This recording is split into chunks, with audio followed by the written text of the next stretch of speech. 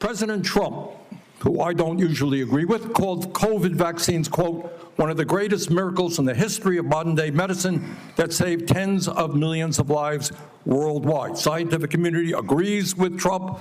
Lancet study found that it prevented almost 20 million deaths during their first year of use. Secretary Kennedy, are President Trump and the medical community right, or do you still believe that the COVID vaccine was, quote, the deadliest vaccine ever made? No, first of all, I didn't say that. I said that in terms of affairs reports a while ago. I said today, I think that President Trump should get the Nobel Prize. So who's right? Is Trump in the medical community right, or are you right? President Trump did an extraordinary piece of leadership. Is he right or wrong? Did COVID save millions of lives? As I said, he got Americans back to work. At that time, that particular vaccine was perfectly matched to the virus that was circulating then. And I have no idea how many lives it saved, but it saved quite a few. You're about to witness a clash unlike any other. Senator Bernie Sanders and Robert F. Kennedy Jr. going head-to-head in a hearing where nothing is off limits. From the first exchange, the tension was raw, the accusations sharp, and the air crackling with confrontation. This isn't just a debate. It's personal. It's exposed. It's full force. Keep watching. The moments to come will cut deeper, shine harsher light, and shift everything you think you know. The gloves come off quickly, and what follows is not the measured back and forth of typical politics. It is direct, unrestrained, and filled with claims that strike at the heart of credibility itself. Each question lands like a challenge. Each answer feels like a battle to hold ground. The hearing chamber becomes less a stage for policy and more an arena for survival. And make no mistake, the heat only rises from here. The words grow heavier, the tone sharper, and the atmosphere increasingly volatile. These are not polite disagreements. They are open clashes that leave little room for retreat. Stay with us, because the most explosive moments are still ahead, and they will redefine what a public confrontation looks like. You know, what I find a little bit weird in this discussion, I'm hearing it over and over again this morning, Mr. Chairman, is we've got the entire medical community on one side. You got the AMA representing hundreds of thousands of doctors, the American Academy of Pediatrics, the American Public Health Association. All of these organizations are telling us that COVID vaccine and vaccines in general are safe and effective. You are casting doubt on that. Who are the organizations that are agreeing with you and casting aspersions on vaccines? The primary advisors are Marty McCary, Jay Bhattacharya, Dr. Oz, Vinay Prasad. So you got a few doctors who agree with you, and I'm giving you the Not a few doctors. What you're talking about is there's a big difference, Senator, between established science and the scientific establishment, which has been co-opted by the pharmaceutical industry. So you're telling the American people that the American Medical Association, representing hundreds of thousands of people, have been co-opted and that they should not trust their doctors. And I'm the American Academy of Pediatrics, and by the way, just for the record, every single Republican, I don't mean to be political here, Mr. Chairman, has received PAC money from the pharmaceutical industry. Are they all corrupt as well? And I'm telling you, the American Heart Association has been co-opted by the food Everybody industry. but you, Senator. But you know what? When you ran for president, you know, we have a corrupt campaign finance system. Maybe you will agree with me on that. Okay, you were already president, you got $1.5 billion behind it. You received $300,000 from people, not from the industry, people in it, as I did, from individuals. You corrupt. President Trump got $3 million. Every Republican got corporate PAC money for the pharmaceutical industry. Democrats as well. Everybody is corrupt, but you?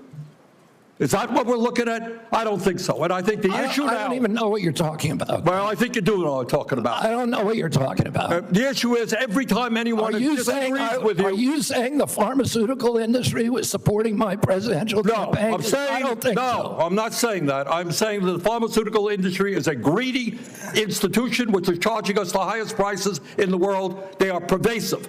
But to suggest that every institution, the AMA, the pediatrics people, is corrupt because they disagree with you is an insult to the It's not, American but people. listen, people disagree with me all the time. I have arguments in my agency, heated arguments every day with Jay Bhattacharya, with Marty McCary, with Dr. Oz. You have given the names of a few people. I have given you the names of organizations representing hundreds of thousands of doctors and scientists. I yield, Mr. President. Senator Tillis. What we witnessed was more than a Senate hearing. It was a confrontation that crackled with accusation, deflection, and raw intensity. Each voice carried not just arguments, but undertones of rivalry, suspicion, and distrust. Sanders' words landed like direct strikes, sharp, urgent, and relentless. Kennedy fired back with pointed rebuttals, sometimes wrapped in defiance, sometimes cloaked in silence that seemed to challenge the very accusations hurled at him. In this arena, even a pause became ammunition, every glance a weapon. This wasn't decorum. This wasn't the measured rhythm of protocol. It was exposure with consequences. Allegations of corruption clashed against denials, sweeping statements met counterclaims, and neither side appeared willing to step back. The hearing room itself became less a chamber of order and more an arena of spectacle.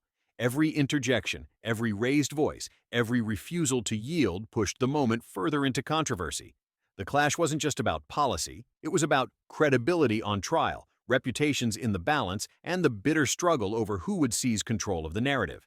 And the rhythm of the debate only intensified. Each time Sanders pressed forward, he layered his accusations with sharper language, forcing Kennedy onto the defensive. Kennedy responded with a mixture of defiance and restraint, picking moments to strike back while letting silence linger at others, a tactic that drew as much attention as any statement. The result was a cycle of pressure and resistance that built tension with every passing exchange.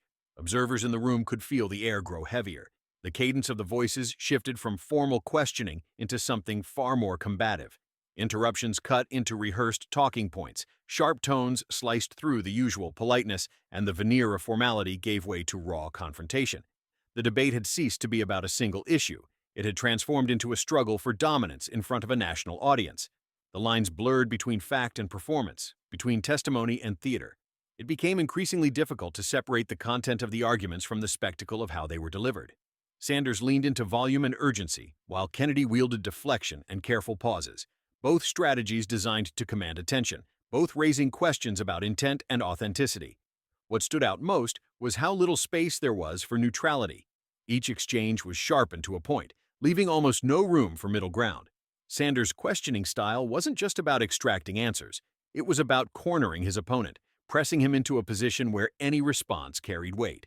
Kennedy, in turn, relied on calculated composure, choosing when to strike back and when to let the moment pass, aware that even silence can be louder than words. The back and forth revealed something deeper than surface-level disagreement. It showed how hearings like this become stages where narratives are tested in real time. Both men fought not only to defend themselves, but to claim ownership over the storyline unfolding before the cameras. In doing so, they transformed the setting from a hearing into a high-stakes contest of control. Notice how the debate never truly settled on a single issue. It spread outward, touching on corruption, accountability, and personal credibility. That expansion wasn't accidental. By widening the battlefield, each side increased the pressure, forcing the other to defend more ground. It was less about finding resolution and more about keeping the opponent on unstable footing. The spectacle also highlighted how style can overshadow substance. Sanders' urgency created a sense of immediacy, demanding attention with each rise in volume. Kennedy's restraint, by contrast, suggested defiance, a refusal to give his challenger the satisfaction of a heated reaction. These contrasting approaches clashed, not only in words but in performance, each one amplifying the tension in the room. And in the end, that may be the defining feature of this confrontation. Not what was said, but how it was delivered. Raised voices, heavy pauses, sharpened tones. These are the moments audiences remember.